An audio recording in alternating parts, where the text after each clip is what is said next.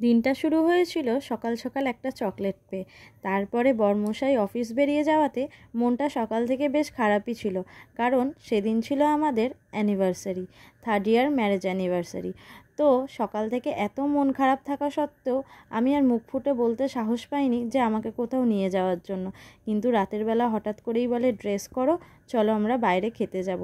কিন্তু কোথায় যাব সেটা না বলাতে আমিও জানি না কোথায় যাওয়া হবে বলে। হঠাৎ করে অর্ধেক রাস্তায় বেরিয়ে পড়লেও আমাকে বলে ড্রেসটা চেঞ্জ করে নাও, কারণ একটা ভালো জায়গায় খেতে যাব আজকে। কিন্তু কোথায় নিয়ে যাবে সেটা একদম সারপ্রাইজ ছিল। তো রাস্তায় এসে জানতে পারলাম যে আমাকে কোথায় নিয়ে যাচ্ছে। হ্যাঁ, এতক্ষণে তোমরা বুঝতেই পেরে গেছো যে আমরা অ্যানিভার্সারি ডিনারের জন্য কোথায় গিয়েছিলাম। শেরে পাঞ্জাব, যেটা কোলাঘাটে। ওখানের পৌঁছে সিকিউরিটি গার্ডরা যখন বলল যে এখানে খাওয়া দাওয়া করে নিন, তো আমরা ভাবলাম যে না, বাইরে বসবো না, আমরা ভিতরে যাব। তো এখন শেরে পাঞ্জাবের ভেতরটাও অনেক সুন্দর করে দিয়েছে। তো গিয়ে দেখলাম বেশ ভালোই অ্যারেঞ্জমেন্ট সব কিছু।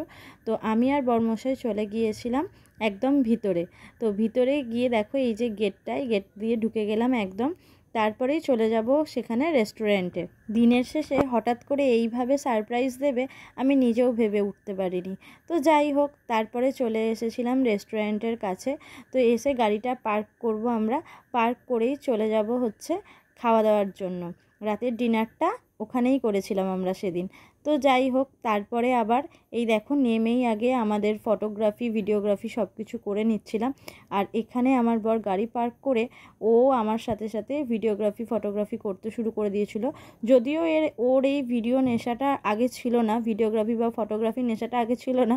আমার দেখে দেখেই ওর বলতে পারো কিছুটা হয়েছে জিনিসটা, যে না কোথাও গেলে একটু ভিডিওগ্রাফি ফটোগ্রাফি করব। তারপরেই হেলমেটটা ঝটপট করে মাথা থেকে খুলছিলাম, কারণ ও বলছিল যে ফটো তোলার জন্য।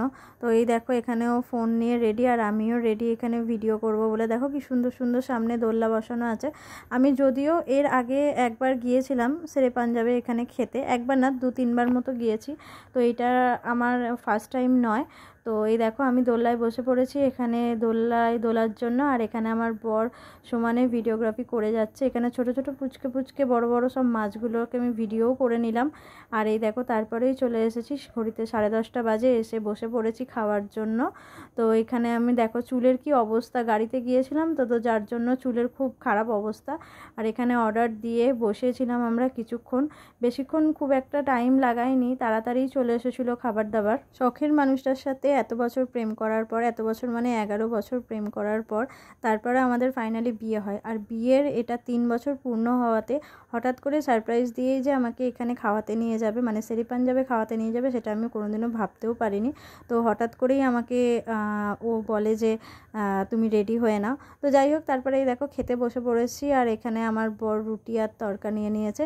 রাতে ডিনারের খাবার বলে বেশি কিছু আমরা হেভি খাবার কিছু খাইনি, যা খেয়েছি লাইট একদম খাবার। আর আমি একটু জিরা রাইস আর চিকেন কষা নিয়ে নিয়েছিলাম, আর কিছু সেরকমভাবে অর্ডার করিনি, কারণ আমি অর্ধেক খাবার বাড়ি নিয়ে এসেছি, সেটা নিয়ে আমি পুরোটা খেতেও পারিনি। তারপরে খাওয়া দাওয়া শেষে বেরিয়ে পড়েছি। দেখো এখানে দেখো বর আবার ভিডিও করার জন্য আবার বলছে। তো ওখানের এক দাদাকে বলেছিলাম আমাদের দুজনের একটা ছবি তুলে দেওয়ার জন্য। তো এই দেখো আমরা দুজন। তো তারপরেই খাওয়া দাওয়া শেষে আমাদের মোটামুটি বাড়ি ফিরতে ফিরতে রাত 12টা মতো বেজে গিয়েছিল।